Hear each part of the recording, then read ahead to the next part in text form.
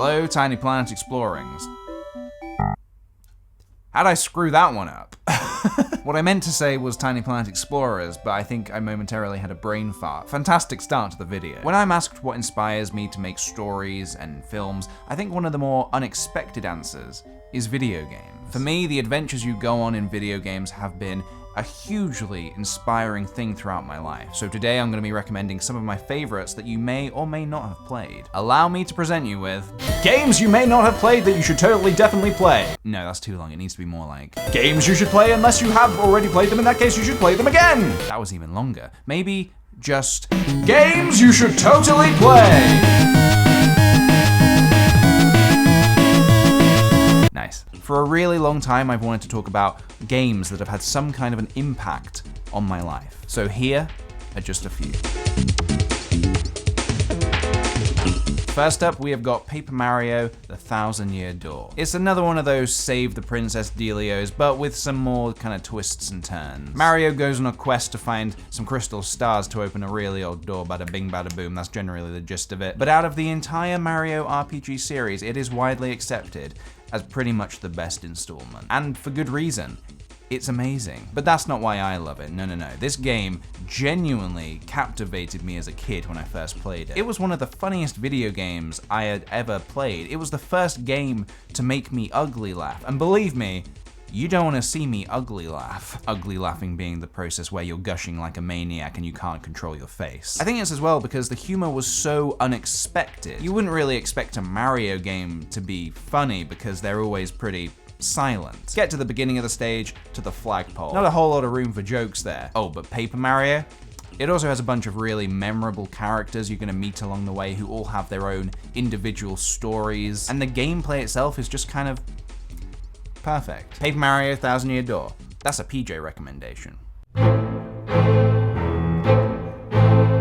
In Skies of Arcadia, originally called Eternal Arcadia in Japan, you play as Vice. He's a young, cool, kind of courageous pirate who sails the infinite skies with his ever-growing crew. There are these bad guys called the Valiant Army who are hell-bent on destroying everything using these ancient, giant, giga-god weapons. So it's up to Vice and co to stop them, all whilst in unparalleled fashion. Seriously, am I weird for thinking their clothes are genuinely really cool? So, why do I love this game so much?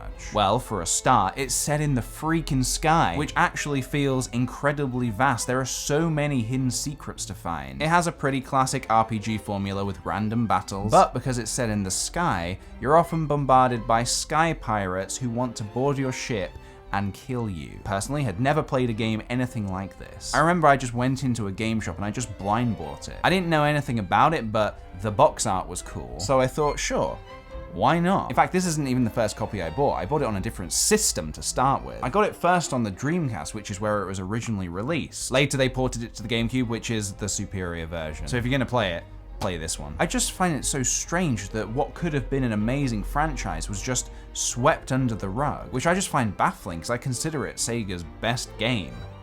Yeah.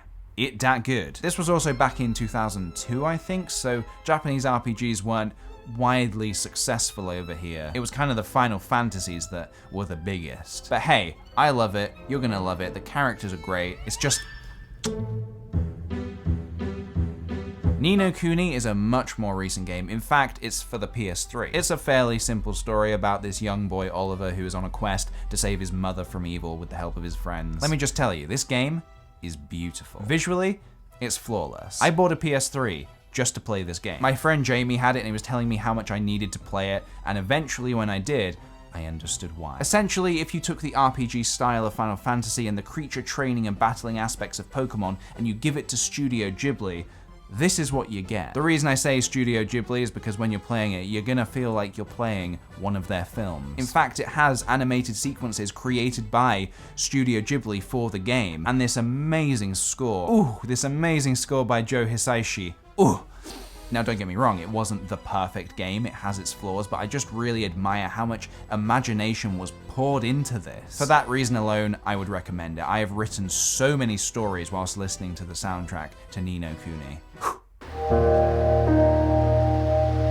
Next, Hyperlight Drifter. Recently, I've really been craving playing a modern game that has a classic feel. I know that is very vaguely specific. Well, this independent game development company, Heart Machine, got their game kickstarted for $645,158. The game has a pretty abstract story, but it's told entirely through imagery, like old classic games used to do. There's no text crawl at the beginning that says, long ago in an ancient land. No, it just throws you into the game and you just have to figure out what you're doing. Let's just talk a little bit about how the game looks.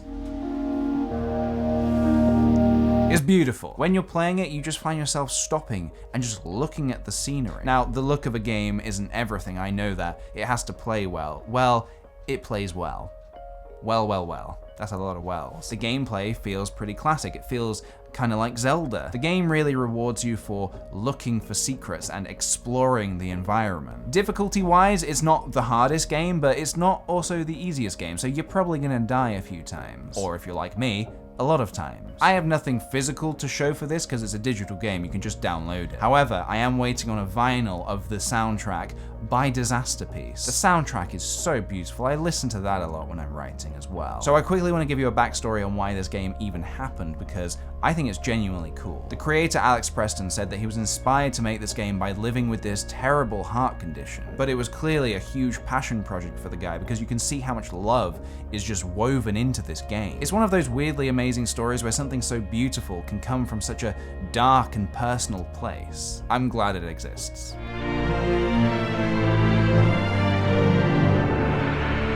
Have I ever mentioned this game before? Because I don't know if I have. My favorite, my baby, Super Metroid. If I had to summarize this game in a word, I would say atmosphere. Because for me, that is the one big running theme throughout this game that is going to follow you on your adventures. It is constantly about atmosphere. The story is super minimal, that's all it needs. It sets you up with a bit of bad things are happening in space, Samus has to go investigate. Then bam, you're suddenly exploring this alien planet that's been completely abandoned, or so you think. Because then bam again, the planet is suddenly filled with space pirates. That's right, space pirates, motherfucker! Now that I say that back to myself, I realize how ridiculous Space Pirates is, but it was the 90s. Look, this is one of the most immersive Super Nintendo games out there. The game has a really good way of making you feel very alone on this planet where everything wants you dead. But then that's exactly what you are. You're a bounty hunter on a planet alone, and everything wants you dead. Pretty much your only friend is the spaceship you arrived on, and these guys. Little story about these creatures. In this little section, you get stuck down a pit and there's seemingly no way out. Well, when I was a kid, I thought these guys were just mocking me. I didn't quite understand that they were teaching me to wall jump. So I got stuck in this section and I just rage quitted the game for like 3 years until one day I came back to it with a vengeance to complete it. And I'm so glad that I did because it's become my favorite game of all time. The style of gameplay had such an impact on the gaming industry that it made sweet, sweet love with another favorite series of mine,